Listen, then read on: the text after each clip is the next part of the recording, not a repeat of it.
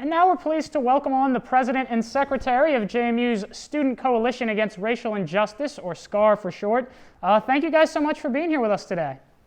Thank you for having us. We appreciate it. Yeah, so my first question is just, so what is SCAR and kind of the reason behind the movement? Can you just kind of go into that a little bit? SCAR is a student coalition against racism and injustice, and it's basically a megaphone and a platform for students that want to be heard. It was originally created by student athletes, mostly on a JV football team. And since we already have a platform for our title, we decided we wanted to share it with other students who also wanted to be outspoken and do activism just like us, because there's always a lot of stigmatism and a lot of division between almost students and student athletes. So we wanted to come together in unison to create a platform to tackle something bigger than us, social disparities and racial oppression. Yeah, and how have, in light of everything going on around the country, how have the recent events here at JMU specifically, like the defacing of the Spirit Rock and the renaming of a couple of the buildings, what impact has that had on you guys, your organization, and just JMU students of color in general? I think it gives everyone here in the JMU community a chance to really see the blatant ignorance that still continues to thrive on this campus.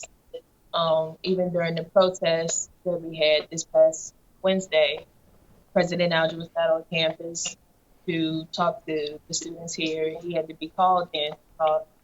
And then on top of that, he proceeded to All Lives Matter, pull that card instead of actually listening to the students and being willing to hear us out and hear that we simply just want equality and equity on this campus, as we are students here too, but yet we don't feel, the kind of safety and comfortability that other students feel on this campus.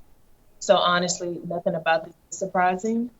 It's been happening for a long time, but now it's just in everyone's face. Yeah, and so with going off that, what would you guys like to see the JMU administration do, and in what ways do you feel they can improve how they've handled everything that's going on? We want them to implement more of the zero tolerance policy that they said that they were going to do. And we already given up a list of suggestions that are now considered expectations in terms of changing a lot of things, in terms of just handling the classroom better with microaggressions and just other sorts of like racism that goes on in the classroom. For instance, like we want things to be changed in terms of like how the way we go about history and like the distortion of pictures, how you would see many movements in the civil rights and black and white pictures, but color pictures came out like in the 1910s, early 1910s. So we want to like stop the stigmatism behind that, is make it seem like, the civil rights movement happened so long ago, because it hasn't. It's only been about 59, 60 ago. So we just want like micro changes that could have been made and within weeks, can be made within days, put into our curriculum, but it's still taking a long time. So that's what the whole point of the Occupy JMU was for, because at the point, our suggestions are not expectations. Because if you can implement all these new robots that were put around campus and new safe life learning apps, if you check in for coronavirus, you should be able to put into all the new things we want in terms of zero tolerance and all the other things when our curriculum change.